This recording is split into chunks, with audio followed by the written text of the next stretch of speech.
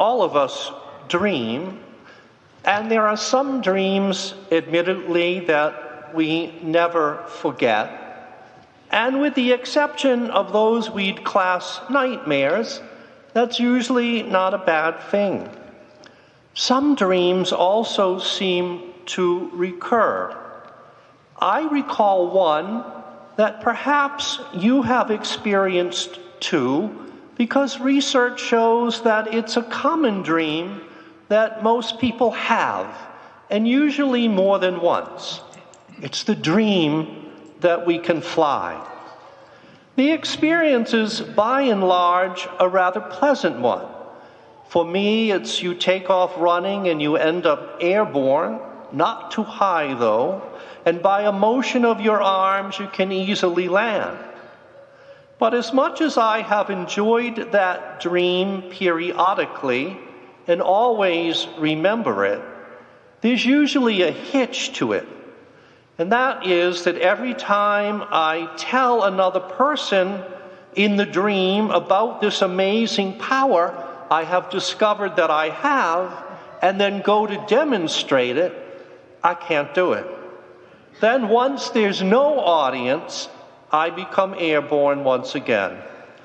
I say maybe it's the Catholic guilt version of the dream, and that there would be some pride involved in showing off a power that others aren't likely to share. And so rather than being able to proudly prove those, I end up getting scoffed at for trying to tell a tall tale.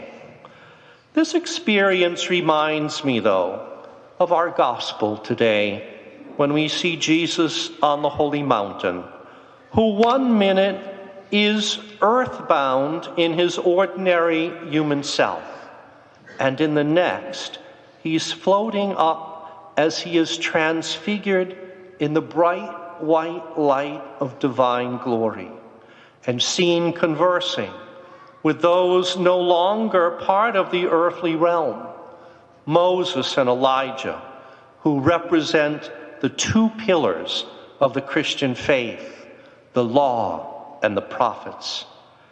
Jesus doesn't have to tell Peter, James, and John about his powers only to be prevented from demonstrating them.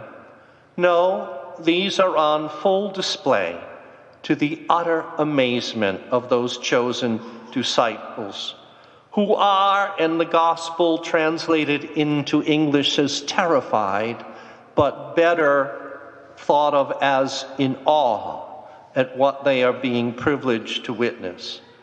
But that this happened, as amazing as it was, is not as important as why it happened. Indeed, in contrast to my recurring dream of being able to fly, but not being able to demonstrate that before others, Jesus does not even try to create this momentary glorification. Rather, it happens to him spontaneously. Thus, it is in accord with his Father's will, who takes an opportunity to remind those chosen disciples that Jesus is truly his divine and beloved Son.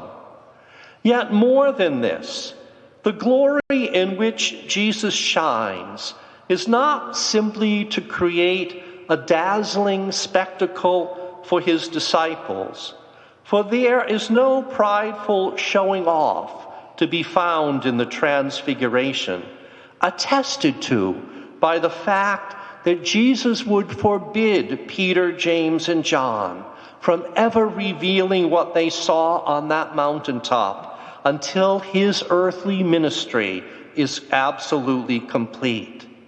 Indeed, the divine purpose in revealing Jesus in his true glory and power is not to show off by treating the disciples to a dazzling display of divinity, but rather to comfort those disciples so that they can comfort the others on that day, now soon approaching in the chronology of Jesus' earthly ministry, when they will have to witness his crucifixion. Indeed, Jesus is destined to soon endure a passion that is as bloody and barbaric as it is cruel and unjust. And there will be no shortage of detractors at Calvary who will scoff at him because they say if Jesus really is who he claims to be, and even though he has proven that many times already in his miracles, they say, hey, prove it now by coming down from the cross. Indeed, his detractors nor his supporters can fully understand nor completely accept that there is a much higher purpose for Jesus' suffering and death, one that will only be validated on the day of his resurrection. Yet those who have already written Jesus off as a false claimant, as a Messiah, will not be watching for that day. But Peter, James, and John will be watching for it, as they could not forget what they experienced in his transfiguration on the mountain. And so they will wait in hope for Jesus' glory to be revealed again, and so that they can console the other disciples not to give up hope either. On Easter morning, their hope is, as St. Paul says, not disappointed. Jesus who died now lives, and not as someone simply resuscitated from the sleep of death, but someone who, while still in the world, is now more a part of the glorious realm from which Moses and Elijah had appeared.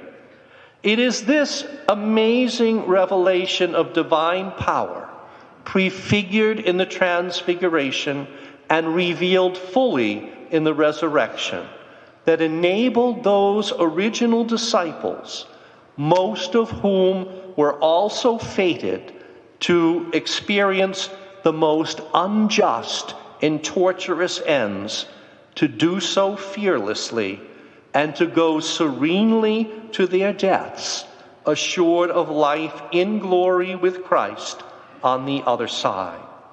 Perhaps then, too, flying dreams are actually a foretaste of that day when each of us will no longer be bound to the earth, but not by our own merit or our own power, but that of Jesus Christ, who in his mercy and love will raise us up. So indeed, as the familiar flying dream can attest, we have no bragging rights, no cause to be proud. We must give God the glory on that day when our souls are lifted up to heaven. Yet we can begin rendering him that glory he is due here and now by accepting the consolation that Christ's transfiguration and resurrection are meant to provide each of us in the face of our own inevitable death.